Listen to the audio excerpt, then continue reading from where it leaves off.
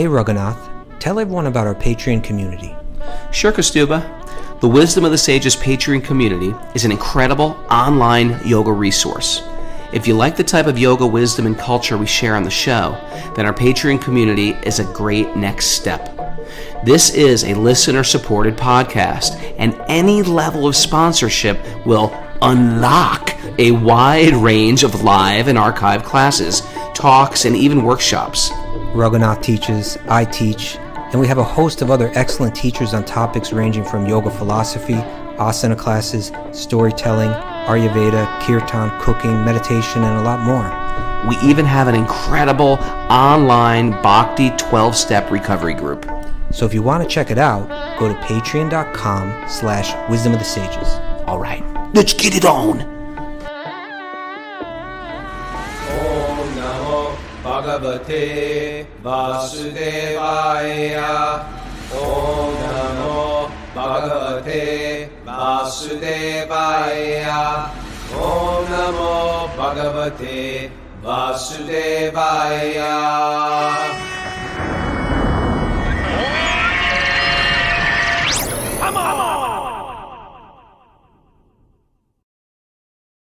Live from Pembroke Pines, Florida. This is Wisdom of the Sages, a daily yoga podcast with your host, Raghunath, and co-host and senior educator at the Bhakti Center in New York, Kastuba Das. Welcome to the show, everybody. Welcome to Florida. Woo! We're here. I don't feel like I'm in Florida when you say welcome to Florida. I'm not there. You are. Yeah, welcome. Welcome to me in Florida. Okay. I was hoping to get my mom for a walk on Wednesday today, but she's sleeping. Yeah. All right. And she's not. You're not going to barge in there and wake her up? No. We'll get her tomorrow. We'll get her a walk on Thursday. All right. She's good. She's in fine form, isn't she? She is. She's great. Yeah, my brother's here. My brother's flight got canceled. Going back. We're taking care of Grandma. Mara and Grandma Terry are really hitting it off, I hear. Indeed, we are. Are you? Are you? Are you? You know, these Kappas, all of them are the same. They all like everyone. It's great. You know, Raghu's brother and I just talked food like all night last night for hours. They talk. I realize my family talks more than I talk. When I get around them, I sort of clam up. Oh yeah, my brother talks a lot. I have a theory, Raghunath, and I've seen this with other like siblings that are like really in large families where the youngest of the kids is they talk loud. Because the parents are older and maybe their hearing is like a little bit less when they're growing up. What do you think? No. I think I'm the youngest of 5 and my father's 80, but I'm kind of quiet. So I may disprove your theory. I may disprove it. I'm not saying your theory, Professor, is not approved. Let's be an exception. I don't know. Does Raghunath's older siblings, do they talk as loud as him? Pretty loud. Oh, pretty loud. It's a loud family. It's a pretty loud family, yeah. Your sisters maybe are. Your sisters are loud. My sisters are loud, yeah. You're a loud family. And then we're taking Mom back to New York on Sunday. Or Friday. On Friday. Okay. Yeah. What do they call it? Snowbird? She's snowbird, yeah. But it's getting harder for her to bird down here. It's getting old. Mom's getting old. Can't walk that much. Walking slow as a walker. She's a walker, but she was getting around pretty good. We took her all over the place yesterday. Yeah. Lots of good mangoes down here. We're eating well. Oh, did you see the elephant movie? It's like somehow we have no time for anything. We're doing nothing. We're doing nothing, but we have no time. Elephant Whisperer. Try it again today. It's a really short. I think it's really short. So okay, I'm gonna see it. All right. Mara, announcements? Back to your recovery group meetings today at 1 and 9:30. That's it. That's it. I'm gonna try to post this video today that Jiva G sent me about this 9/11 baby, this child that claims from childhood, from like 2.5 years old, started describing 9/11 and totally freaking the parents out. I've read about this, but now we just see a little micro documentary. Huh? When was the baby born? I don't know, but it's a new, whatever it was. I don't know if it was right. 9/11. Yeah, it was post 9/11. Yeah, of course. But he describes, the little child describes everything and it's sort of like I can't go by buildings. When he sees an airplane, totally freaked out about it. Explains New York City, has never been to New York City. Talks about, yeah, you can see the Statue of Liberty from my office. It's just like the whole thing is. It's a little. I mean, if you didn't know Creepy. this, it's creepy. But if you know reincarnation, she's like the kid said his name. They Googled the name. They found the person that died, and they're like, "What do I do? Do I call the people? relatives? Your son? Yeah, your son." I know this. Your husband didn't die. I Got him right here. It's baby now. I know. Well, it's not funny, man. This It's funny, Raghunath. it's it is funny. I guess it's Any case, it's an interesting. awkward phone call. What do you get hung up on? Do you take that call? Do you try to get to the bottom of this? Life is eternal is scary. You're fascinated by these things, Raghunath. I mean, you should be. Everybody should be. I'm intrigued by because them. we have I'm a not whole fascinated by them. life. Because we have a whole life based on that this body is temporary, and that then it's it, and then there's nothingness. But life is eternal. And this is sort of interesting stuff. Interesting. I'll say Yeah. that. All right. How It's about a nugget, Raghunath? Yeah, you got what you got for me. I got your nugget. This is coming from Helen Keller. She has a lot of nuggets. What can you tell us about Helen Keller? Well, she was born without vision. dumb, and She was blind? mute, deaf. Yeah, like Tommy. Oh, and Pinball Wizard? Yes. Only you and I understand this reference. I think there's plenty of people. That deaf, dumb, blind Greg kid. DeGaze who's going to know this. Yeah, She's sure. an author, American author, disability rights advocate, political activist, and lecturer, born in Alabama. I didn't know Alabama. that. I thought she was like German. She Yeah. lost her sight, and her hearing after a bout of illness when she was 19 months old.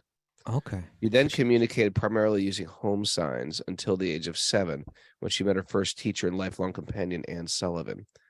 Anne Sullivan taught Sullivan. Keller language, including reading and writing. After an education at both specialist and mainstream schools, Keller attended Radcliffe College of Harvard University and became the first deaf-blind person to earn a Bachelor of Arts degree. Amazing. Quite fascinating. All right. Here's what she has to say. And this, in one sense, this even means more coming from her.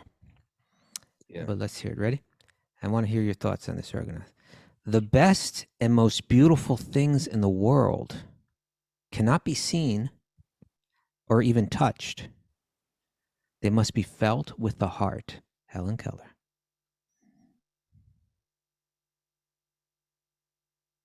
Yeah. Hmm. Okay. You're taking it in. Thinking about, it's one of those things that when we used to do this exercise, we used to do those sadhu trainings, which was sort of like survivalist meets Krishna consciousness many- in the forest. How many times did you do that? Do like 4 times with my friend who's like a survivalist. You go out just for the day? You take people out? No, we to take for the forest weekend. For the weekend. and camp My out? son, like in my a tent? sons did it also. My son did it for like 14 days, where you go out with sort of nothing. The first That's 2 like days, or create fire and things the like first. Oh yeah, you do fire by friction. You do a like a sitting circle where you sit for 2 days in a circle and you fast. We didn't do that, but my son did it. And then anyway, it's sort of an experience. And one of the things they do is you hike through the woods blindfolded. And Okay. in the hiking of the woods, they said, my friend who's the teacher of it says, once you stay blindfolded for long enough, you can energetically feel the trees, or when things are in front of you energetically, even when there's a tree that was cut down. You can energetically feel that tree in front of you. Like a person will stop and feel like a tree. And he said you would look down and people are looking at stumps. So he said there's some type of senses that you develop when you shut down your other senses. Sure. Okay. It's a good, your other ones become a little bit more hypersensitive, or you develop a 6th sense. So I get it. I get I could understand what she means by this. I don't know. How does that relate to what she said? Well, her senses weren't working, so she was much more in tune with maybe other parts of her emotions. I see what you're saying. See where I'm going with that? Yeah. What I was thinking was, it's saying, let's read it again. The the best and most beautiful thing, like we search for things to make us happy in this world, right? We search for beautiful things, or we search for the best things, right? So that we can find happiness through them. Yeah. The best and most beautiful things, though, in the world, they cannot be seen. It's not through your senses so much. I mean, the senses may play a role in it, but it's actually not like the contact of the senses with the sense objects through which we feel the most beautiful or wonderful or best things, right? The best and most beautiful things in this world cannot be seen or even touched, right? It's not like a tactile thing. It's not like a sensual thing. They must be felt with the heart, right?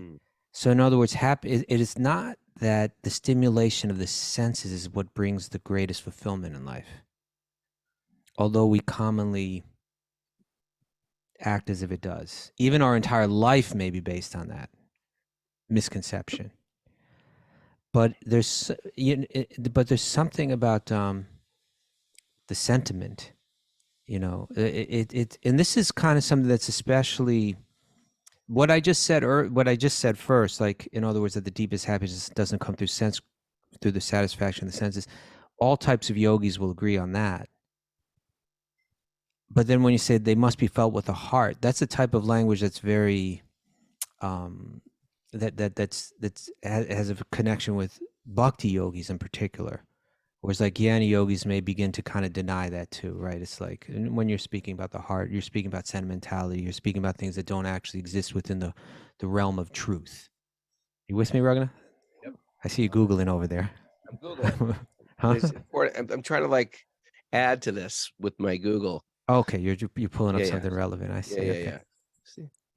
So in any case, if that is the case, just like we may try to extend the capacity of our senses, like we can see, but hey, with a magnifying glass we can see what we can't see with the regular eyes, or with a telescope, or with a microscope, or with a certain type of lens, we can extend the perception of sight.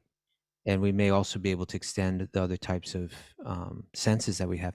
What is it that will allow us to feel more deeply with the heart? And in one sense, you can say that is what the practice of bhakti yoga is entirely about. It's like it's trying to it's like as if our heart were kind of hardened, knotted in some way, limited in some way. The ability of what we feel through the heart. When you read the prayers or the statements of the great saints, down in the different lineages of bhakti, a lot of times what they're like, sometimes the prayers are like, when will I feel like when I hear Krishna's name, right? When will I won't just hear with my ears, but it'll deeply move my heart, and it'll manifest in symptoms like I'm crying tears, my voice becomes choked up, my hair stand on end, like with goosebumps. You know what I'm saying? So like all of our, you're not listening at all. It's okay. Just go ahead and say. Okay. Totally Yeah. am. Yeah. And I am. And so really all these practices of sadhana that we do, all of these spiritual practices, all the control of the senses, all of the regular rituals, all of the meditation that one does, really is trying to soften that heart. It's trying to get to the point where we will feel this spiritual energy much more deeply than we might feel it now, right? What do you got, Raghunath? I was looking at blind people dream, and it sort of came up with a similar thing I was saying before. Although there's visual dream content is reduced, other senses are enhanced in dreams of the blind. It's almost like an interesting experiment for devotees to try to shut off a sense yet still. So let me ask you a question then what is, if you don't have senses, how are you supposed to interpret feelings? Where does it come from? Well, I'm not just saying that we don't have senses. But what I'm saying is you have to take it in somehow. No, you're hearing, you're seeing. I'm responding to your question.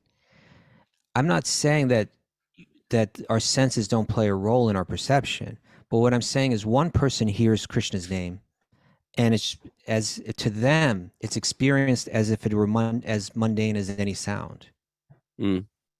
And another person who's cultivated a different type of heart, who's really, when we say that, we mean really they've done a lot of yogic work within the mind. Sure. Bring them to tears. They hear that exact same sound through the ears, and they respond in an entirely different way, right?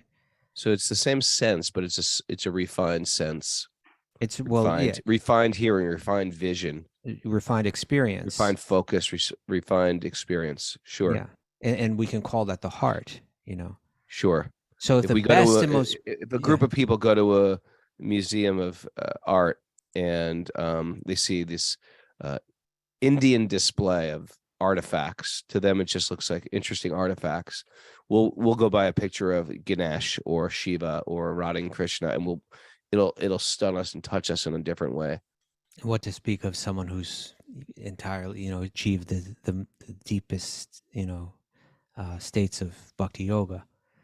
Yeah, it's like that. You've gone to you've been to the Metropolitan Museum and been in their Indian section. They got a beautiful Hanuman there. That one. And sometimes you see people leave little donations, like they leave little coins. The Indians come in, whoop, at the feet, a little flower, light some incense. Yeah. So in any case, that's in what you could characterize Bhakti yoga in so many ways, but it's in one sense what it is it's trying to prepare our heart to feel, to not be so dull, and to really feel, right? So whether it's, if she's saying the best and most beautiful things in the world cannot be seen or even touched, they must be felt within the heart. Doesn't mean that you're not seeing them or touching them, but it means how you feel them in your heart is different. And particularly we talk about the name, particularly we talk about hearing Krishna's pastimes. Do I even have a taste for them? And as we advance, we get more and more taste for it.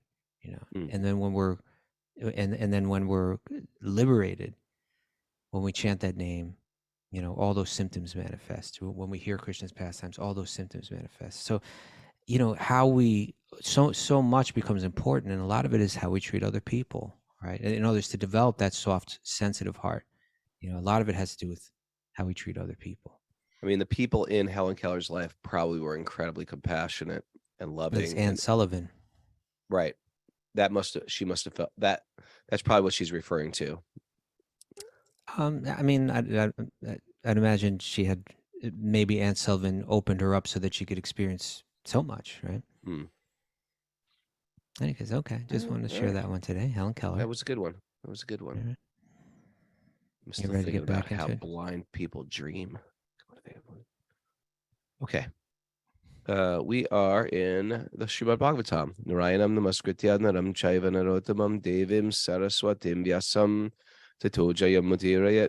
Before we start the Srimad-bhagavatam, which is our very means of conquest, one should offer respectful obeisances to the Supreme Lord Narayan, unto Narayan Rishi, the supremmost human being, unto Mother Saraswati, the goddess of learning, and to Srila Vyasadeva, the author.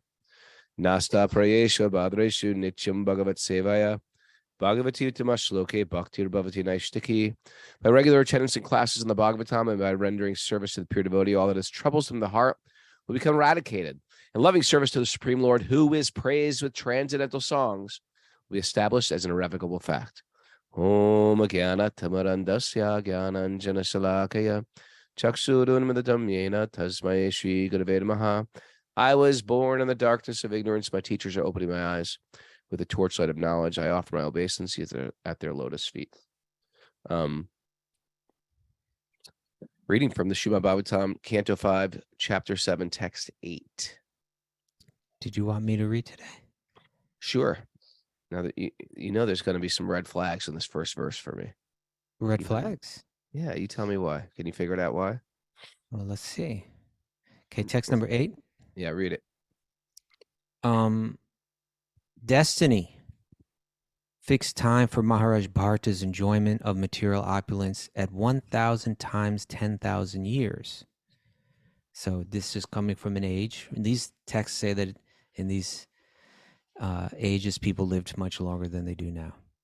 When that period was finished, he retired from family life and divided the wealth he had received from his forefathers amongst his sons. He left his paternal home, the reservoir of all opulence, and started for Pulahashrama, which is situated in Hardwar.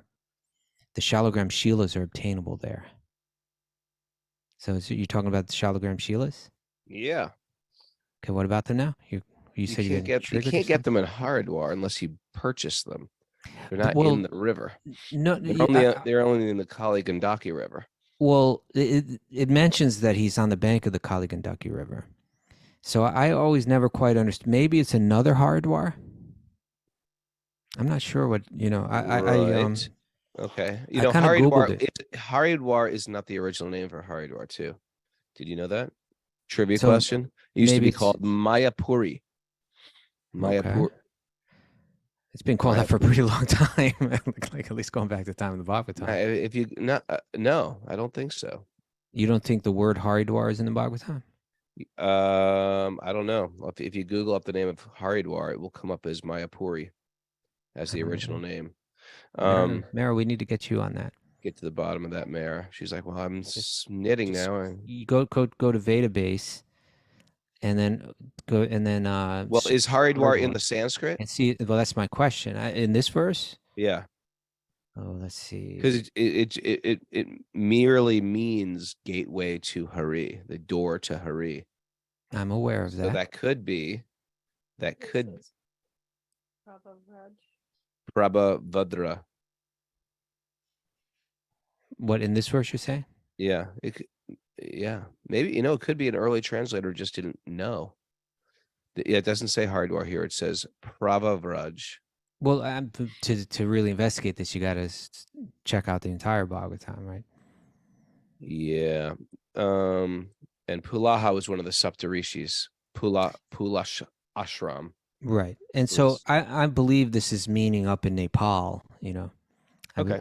But I couldn't put, I searched around a bit and I couldn't figure out how the Hardwar that we know, which is in another location in northern India, how that relates to what's being said here, because it does seem to be saying it's on the bank of the Kali Gandaki River. Kali Gandaki River. It does say it here. Okay, the Kali Gandaki. Okay. Yeah, and it doesn't. The Kali Gandaki kind of is a tributary to the Ganges River, and it meets it much further down the path, right? Sure. Okay.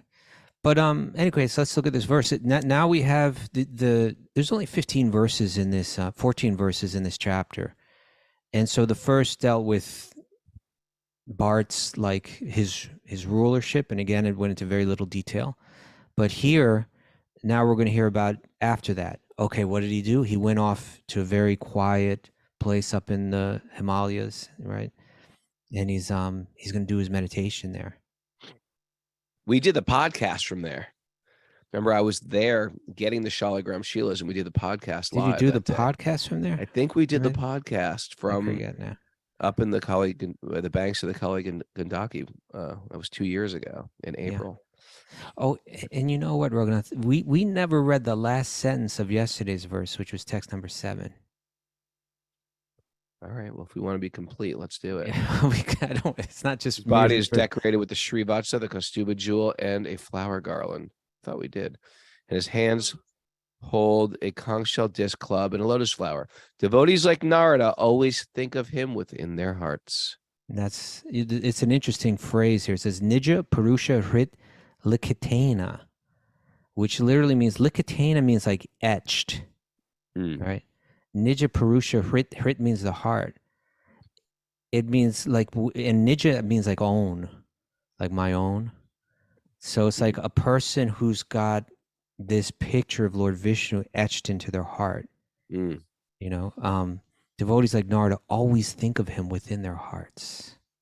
You talk about things that we're never taught, like never taught in school, never taught by our parents. But this very idea, just think about this, Raghunath, okay?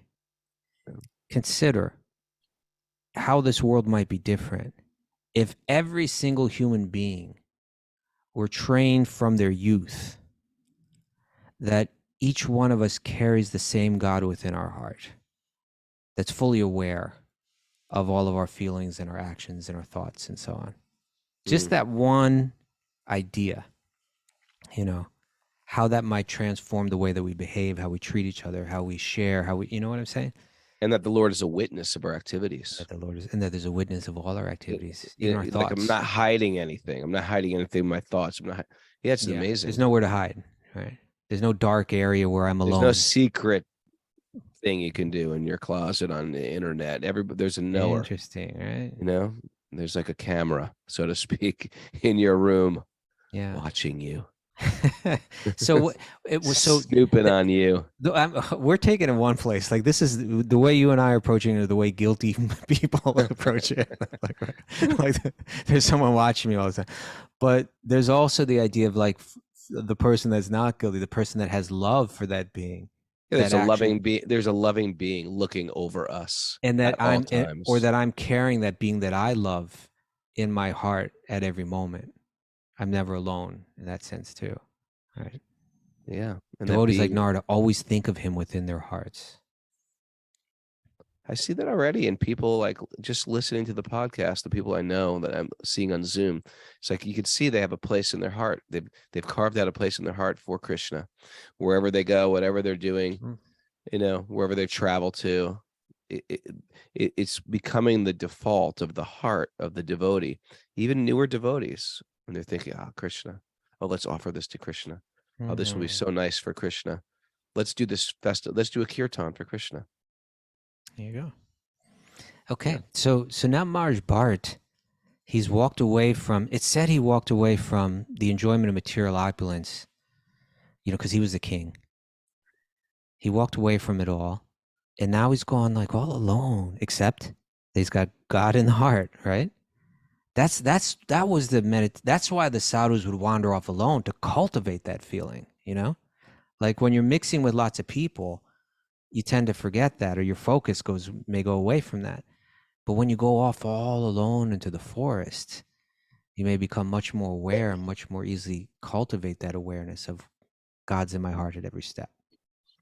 So now he's wandered off, right? He's up at that Kala Gandaki river. He's up in this ashram, Pulaha ashrama of the great Rishi Pulaha. At text 9. Bless you. At Pulaha ashrama, the Supreme Personality of Godhead, Hari, out of his transcendental affection for his devotees. You see, maybe this is why it's called Haridwara. It's another place called Haridwara, like it's another gate to Hari, right? Yeah.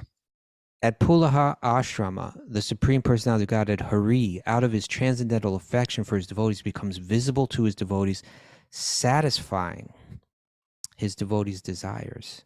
It seems to be saying that in this place, it's easier to perceive, or for some reason. Maybe it's the Lord is perceivable due to, you know, we create these deities, or these people carve deities of Krishna, and then they do the prana pratishtha, where they call the Lord to enter the body so we can worship. But at this particular place, because of these shalagram shilas, in the next verse it calls them the shalagram marble pebbles. Yeah. I think you're purify right. these places. Yeah. And so they'll have markings on them, particular markings according to what avatar they are. And you don't have to do the prana pratishtha. They're already considered the Supreme Lord. It's a very unique place out of all the holy places in India, because you can get these deities in the form of a stone. And for thousands of years, people take these particular stones and bring them all over India. Matter of fact, there was just a huge thing in India where they brought these, it was like a 3-ton or massive one for the Ram temple in Ayodhya. It was on the cover of the Times of India. Yeah, I think that's you're where right. the devotee. I'm sorry. So that's where you can see the deity. You can actually have darshan in the river. There's stones all over this river that can be taken and worshipped as Vishnu. So I think you're right. I think that's what he means, and maybe that's why the place is also called Haridwar, because it's just like the gate's wide open. Right? Yes. Okay. Let me Google up that thing about the Shalagram Shila, the Ram Mandir. Okay. Okay. Text 10. In Pulaha Ashrama is the Gandaki River. which is the best of all rivers. The Shalagram Shila, the marble pebbles, purify all those places. On each and every marble pebble, up and down, circles like navels are visible. Right. We would go into that river bank because if you were to look at the river, it looks like a very long river bank, and the center, probably in the rainy season, the whole thing is covered. And then, but when I was there, it was just a thin strip in the middle. So you're walking on the stones. You're not actually standing in the river. You don't have to. You can walk on the stones. And then you just look out, and all of a sudden you'll be like, there's one right there. Oh, There's, because they're not all shalagrams, but the ones that are definitely sort of like pop because they're like jet black. And yeah, it's like treasure hunting. It's the most exciting thing I've ever did. It was the most exciting trip I ever took. Really? Went to the Gandaki. Yeah. Oh yes. Then you bathe in the Gandaki. It's free. It's sort of freezing out because you're high in the Himalayas. You're right where it gets to that altitude sickness line in the Himalayas, which is at like 11,000 feet or something. Okay, here's some info. On Thursday, February 2nd, 2 sacred shalagram stones weighing, check this out, 31 tons and 15 tons arrived in Ayodhya in Uttar Pradesh. The stones are expected to be used for the constructing of the deities of Lord Ram and Janaki at the Ram They're going to temple. carve the deities out of the Shalagram Shila. Interesting. I've never heard that. Is The that stones were I'm brought not from the saying site of that's a fact, I'm construction trying to understand. from Galeshwar Dham in Janakpur. Okay. Oh. 100 kilometers from Pokhara in Nepal by a delegation of 150 people, including the priests of the Janaki temple in Janakpur. Janakpur is that's where Sita was from. So this is saying that in Ayodhya, which is the birthplace of Lord Ram, and where invaders, Destroyed. crushed, tore down the temple of Lord Ram there. Now they've regained that land, and they're going to build They're building a huge Ram temple. A Ram temple there. Okay. Yeah. Okay, text 11, Raghunath. Text 11. In the gardens of Pulaha Ashrama, Maharaj Bharata lived alone and collected a variety of flowers, twigs, and tulsi leaves. He also collected the water of the Gandaki River, as well as various roots, fruits, and bulbs. So he was just kind of scavenging around there, right? With these, he offered food to the Supreme Personality of Godhead, Vasudeva, and worshiping him, he remains satisfied. Interesting, right? Because look how little he's got. He's alone. He doesn't have any grocery store to go to, He's just got some flowers. He's got some twigs. He's got there's a bit of fruits, so that's good. And bulbs. He's offering bulbs. Roots. What's an edible bulb? I imagine almost any. He's not offering onions. I don't know. Some kind of flowers. With these, he offered food to the Supreme Personality of Vasudeva, and worshiping him, he remained satisfied. Right? He didn't need anything else. In this way, the heart was completely uncontaminated, and he did not have the least desire for material enjoyment. All material desires vanished. In this steady position, he felt full satisfaction and was situated in bhakti, in devotional service. This is it's describing a very high level of self-realization. Right? Let's read the commentary. You ready? Yeah. Everyone is searching after peace of mind. This is obtained. Okay. So that's everyone wants a peace of mind, but how do we get it? We might think I'll get peace of mind when I get what I need, right? Like when I have more money or when I'm able to achieve what I'm searching to achieve. Everyone is searching after peace of mind. This is obtainable only when one is completely freed from the desire for material sense gratification and is engaged in the devotional service of the Lord. So it's not by taking, it's by giving, right? It's not by being served, it's by serving.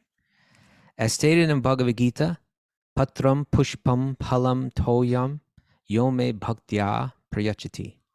What verse is that, Raga? What's it saying? 9:27. What does it mean? One offers me a leaf, fruit, flower, or water, I will accept it. I bet Karuna knows that one. Worship of the Lord is not at all expensive. One can offer the Lord a leaf, a flower, a little fruit, and some water. The Supreme Lord accepts these offerings when they're offered with love and devotion. That's the key, right? Doesn't matter how paltry, how inexpensive, how simple the offering is. It's the devotion with which it's made. In this way, one can become freed from all material desires. As long as one tains material desires, he cannot be happy. As soon as one engages in devotional service of the Lord, his mind is purified of all material desires. Then one becomes fully satisfied. Now, to substantiate this point, Srila Prabhupada is going to quote from what we were discussing earlier, the second chapter of the first canto of Srimad-bhagavatam, when all the sages had assembled out there in the forest, and they asked Sutta Goswami, what is it that grants one Atma Suprasiddhi, complete satisfaction of the soul? And this is where he started. Savai pungsam paro dharmo yato bhaktir hoksaje, ahoitiki apratiyata yayatma suprasiddhiti, vasudeve bhagavati bhakti-yoga prayojataha, janayat yasu vairagyam, jnanam chayadahoitakam. So here's the verse, or the verse is, the supreme dharma for all humanity is that by which people can obtain to the loving devotional service of the transcendent Lord. So that's bhakti, he's saying. Such bhakti must be unmotivated and uninterrupted in order to completely satisfy the self. By rendering devotional service unto the personality of Godhead, Sri Krishna, one immediately acquires causeless knowledge and detachment from the world. So how do we let go? How do we truly let go of material desires? It's actually through devotional service, right? So dharma is sort of like penned throughout the Vedas as a very, very high thing. Even in yoga today, we talk about, okay, time for a dharma talk. We're going to talk about dharma. And here it's actually minimizing dharma as the dharma, the supreme dharma, is loving God. The supreme dharma is to fall in love with God. Otherwise, dharma can be sort of like you acted in a dharmic way. You acted in, which can be like sort of roughly translated to be a responsible way, a noble way, a righteous way. You didn't gamble away all your money. You didn't have an affair on your wife. You didn't, you didn't beat your children. You were very dharmic. But the idea is that it's just in that dharma is not perfection of life. If there's no love there, it's a useless waste of time. What's the word? What's that phrase for a useless waste of time? Yeah. Oh, it's slipping my mind right now. Not part of this verse. Anyway, the idea is the supreme dharma, the paro dharmo. And how do you do dharma? How do you do that dharma of loving God? You do it ahaituki apratiyata, unmotivated and uninterrupted. I'm not doing it with any particular agenda, which sometimes we can do. We can I pick this flower. I want to offer this flower. It's got to be all the time, 24/7. We in our little practice of offering a flower, we're going to offer our food. We're going to sing a song. We're going to paint a picture. When we render some service, sometimes we do it with a little glimpse of, I'm just doing this because I want to render loving service. We are in training to do that 24/7. And when that becomes 24/7, it's not even sometimes a physical activity. It's a mental activity. Like we were saying earlier about Narada in the mind, it's etched in his heart that my life, my thoughts, my actions, my very breath is dedicated in service of Gopal, in service of Krishna. Yeah, Shrama Evi Kevalam, that's what you're looking for, right? Yeah, Shrama, it's a useless waste of time. I always use the example of the father who's very responsible, but has no love in his heart. What good is that?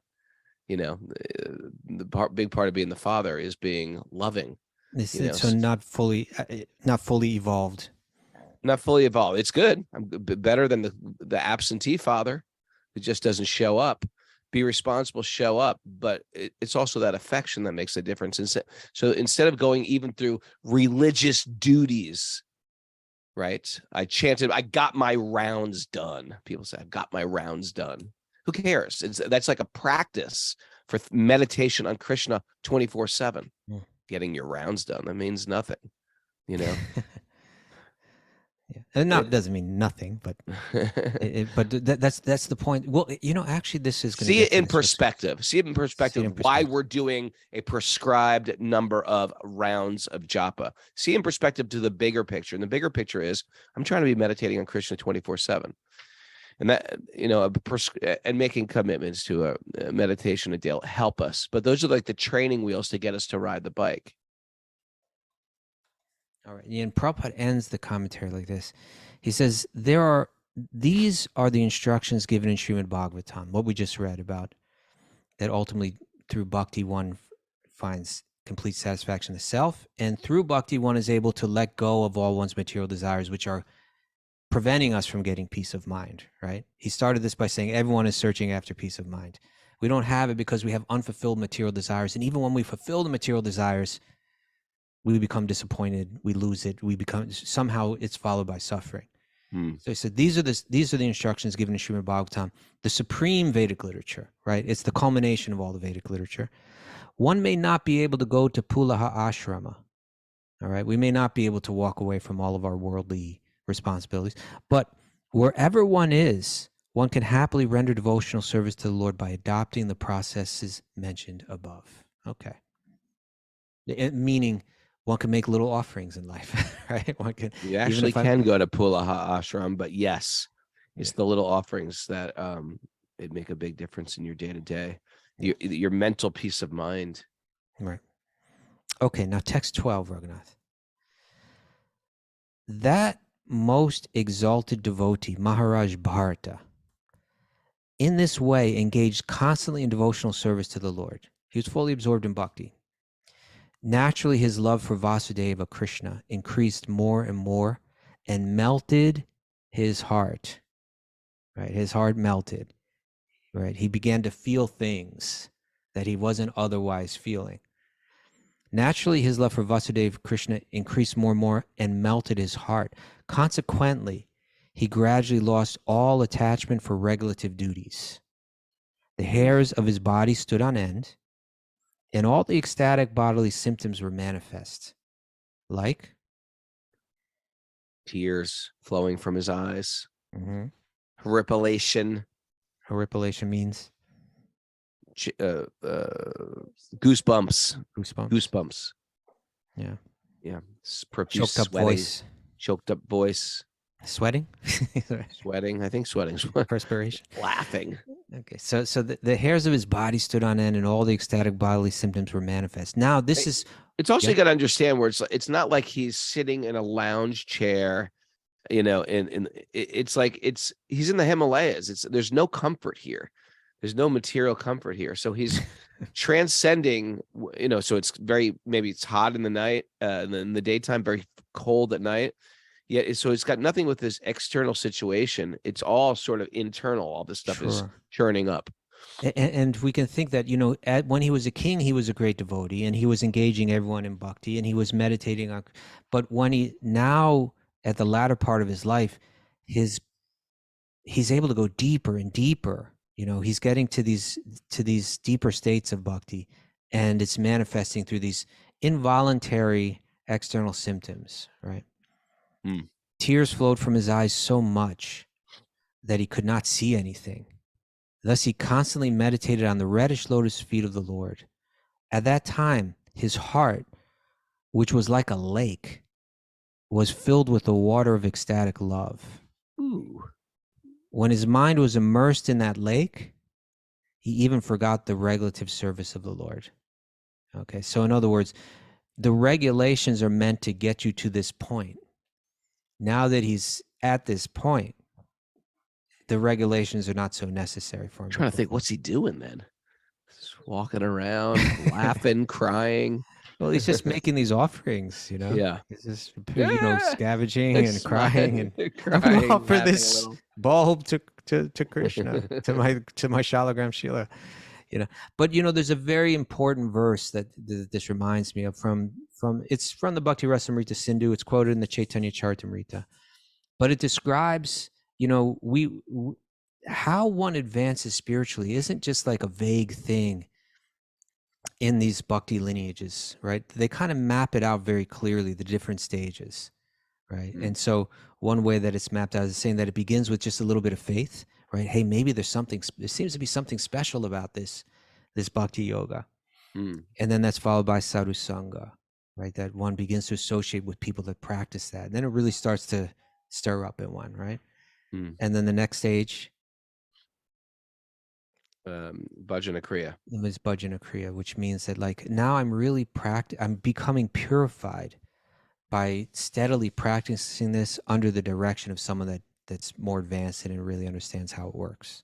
Yeah, you're getting into your personal bhajan, your personal love, your personal devotion, your personal worship. Yeah, you're really engaged, focused now on a path. You're walking the steps on the path under good direction. Like that's my work. I'm gonna my kriya is bhajan.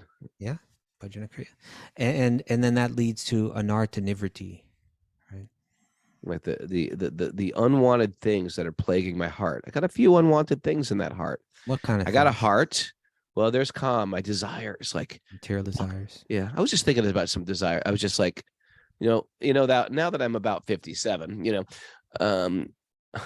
exactly 57. I'm there. I was thinking about, I was just like looking around. I was in Florida. Like, well, I was like, I've never done that with my life. I've never done this with my life. And I realized like it never ends. The material desires like never ends unless you fully understand like that is not going to give you what you want. And you have to like think those desires really through because they're ever flooding. And every time something new happens, you're like, oh, well, I could, or something new to your sight, anything, any new adventure or any new activity or sport or hobby or something like that. You have to really think it through because a lot of times to attain anything, like I want to learn this, I want to learn that. You got to think the whole thing through. Will that ultimately give me what I want? Especially if it's divorced from my spiritual life, just to learn something for the sake of learning or go a place for the sake of going. And so I realized like I'm still plagued with desires, and it gets frustrating as the window of time starts to close on my life. Like, oh, I can't do that. I'm a little too old to do that. It's not I should have done that when I was that age. And so, it's overwhelming and it's okay. But if you have those desires still, and you haven't really thought it through, like those won't give you what you want, it diverts your attention from deep meditation. And because of it, it's okay. You're just going to have to take birth again, and taking birth again to live out those desires, to fulfill those desires. We have to become really, really focused that there is nothing of the material realm that will fulfill my heart. The idea is that the heart can be fulfilled through the spiritual puzzle piece that is in the God-shaped whole of my heart. But there's nothing of this material world, and I have to fully be exhausted with that. And that takes not just studying sacred literature, but thinking deeply or journaling or really thinking these things through or reflecting on the past endeavors that we've done that haven't actually fulfilled us. And sometimes we walk down long, windy paths to get to a point only to realize this isn't what I want. I thought this is what I want. I thought it was a person. I thought it was a soulmate would make me whole. I thought it was a journey to this particular place. I thought it was a PhD or a particular education or something. But it's really a spiritual activity. All those things, be it a PhD, be it an expert at a particular skill, can be used to liberate me, but oftentimes they take me away from where I actually want to go. And on top of that, the conception that the nature of material desire is that by addressing it, it never becomes satisfied. It actually increases, right? It goes down a little bit and then it inflames. It's like pouring gasoline. Like, oh, there's a fire, we got to put it out. Pour some gasoline on it. When you pour the gasoline on, the flame actually goes down for a moment and then it ignites. So we're running, serving these desires that ignite every time I try to extinguish them. And so the yogi learns, best I minimize those material desires, focus on my spiritual desires. So that's one of the anarta nivritti, the cleaning of the anartas, the unwanted things. So my unlimited, unregulated desires are in that heart. Okay. And then there's the desires for envy of what other people have. Like, that person's like right above me. Their podcast is a little bigger, or they're a little better, a little stronger, a little healthier, a little better looking, or have a little bit more wealth than me. They have the next better version of my car, whatever it is. People are competitive or envious of little things like that, and it sticks within the mind. It's, again, envy is almost also sort of an extension of desire, of kama and krota, that when I don't get what my desires fulfill, it leads to this next thing. I'm frustrated. I get angry. It's not fair. It's not fair that they have that. It's not fair that she got the promotion. Yeah. It's not fair that I'm losing this and they're gaining that. That feeling of bitterness of an unfair world. These are all clogging, and that is from a lack of faith that I am actually being taken care of. I'm actually being loved. I'm getting exactly what I need, even though it may not be in the same package as what I've expected it to be. It's in a much different package. Okay, so all these things in the heart, the idea is through the bhajana kriya, through practicing steadily, one can pass through this stage of anarta nivritti, and only then does one come to a stage called nishta, which means you're very fixed. You're not distracted by the things of this world anymore. You're not, you're not distracted from your steady practice of the yoga, your steady walking of the path. And that leads to ruchi. One begins to taste spiritual life in a much deeper way, right? When you chant those names, you meditate on those mantras, hear those texts and those pastimes in them, you begin to really relish them. And then that goes to the next level, ashakti, which means that you're almost like addicted to that taste. You're not only not distracted, you're kind of like just driven intensely by these spiritual tastes. It's like it's all I want. It's all I want. And it's a transcendental obsession. Now the final stage is called prema bhakti, which means your love for God is entirely manifest in its own unique way. But just before that is the stage that's being described here, right? And that stage is called bhava. It's called like the sprout. Pure love of God is sprouted. It's poking its head up above the ground now. It's not fully developed, but you can see it. There it is, right? You're really there. This stage is called bhava. And to describe that stage, how one achieves that stage or what that looks like, Rupa Goswami wrote this. It's an important verse from his book, the Bhakti Rasamrita Sindhu. It's Shuddha Sattva Visheshatma Prema Suryangshu Samyabak Ruchi Bis Chitta Masrinya Krid Asau Bhava Uchate. When devotional service, when bhakti, is executed on the transcendental platform of pure goodness, right? This is beyond the modes of material nature. It is like a sun ray of love for Krishna. At such a time, devotional service causes the heart to be softened by various tastes, and one is then situated in bhava, right? This divine spiritual emotion, right? The heart. So it mentioned in this verse that we just read, he's out there in the forest. He's going deeper into his spiritual practices. There's no distraction anymore. His taste is developing.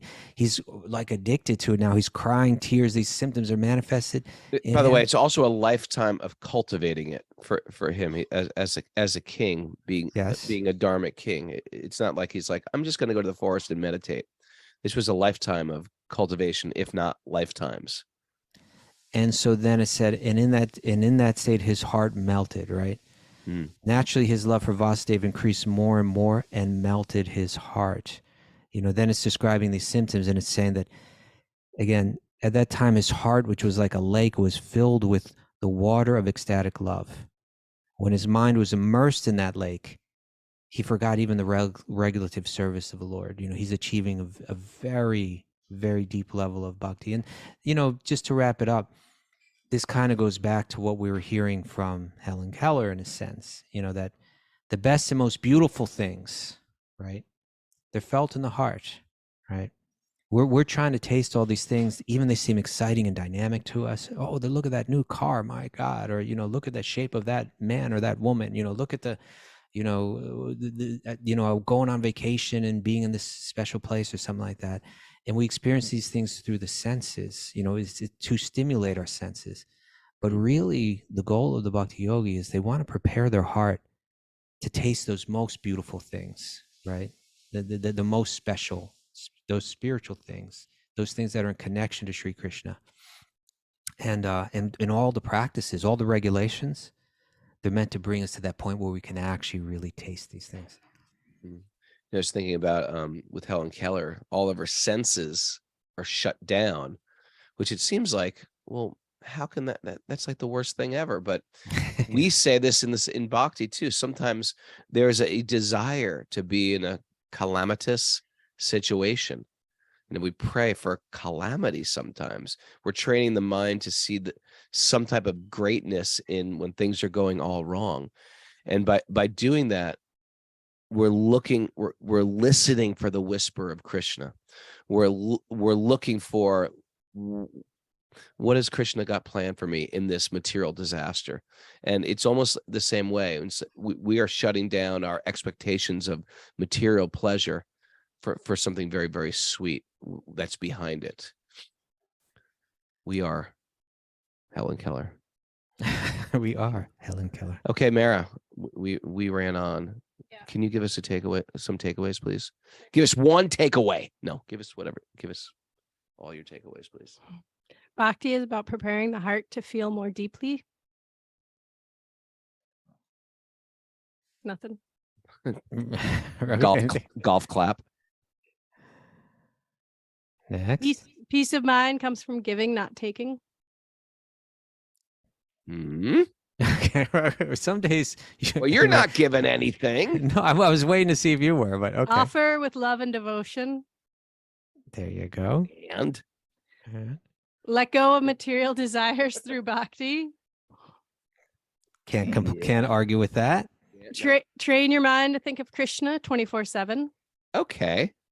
Listen for the whisper of Krishna. Listen. 16 rounds is the minimum. Infinity is the goal. That sounds like a 9-year-old saying that. Infinity. I'm infinity years old. And don't pour gasoline on your material desires. That's a good one. That's a good one. I would wear that t-shirt. All right, everybody. We did it again. We showed up every day for the Srimad-bhagavatam. It's not easy. My brother was saying, you guys do this every day? How do you do it every day?